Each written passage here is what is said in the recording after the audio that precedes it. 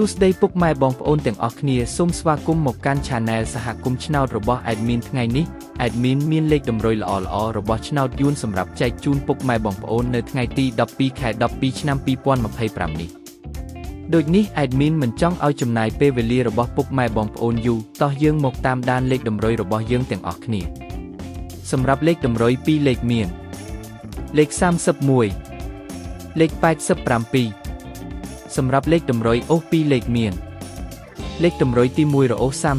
30និងលេខតម្រុយចុងក្រោយអូស80សម្រាប់លេខតម្រុយ3លេខមាន512គុណនិង785គុណសម្រាប់លេខតម្រុយថ្ងៃនេះ Admin សូមជូនពរឲ្យពុកម៉ែបងប្អូនជួបតែសំណាងល្អទាំងអស់គ្នាហេងមានលាភមានជ័យ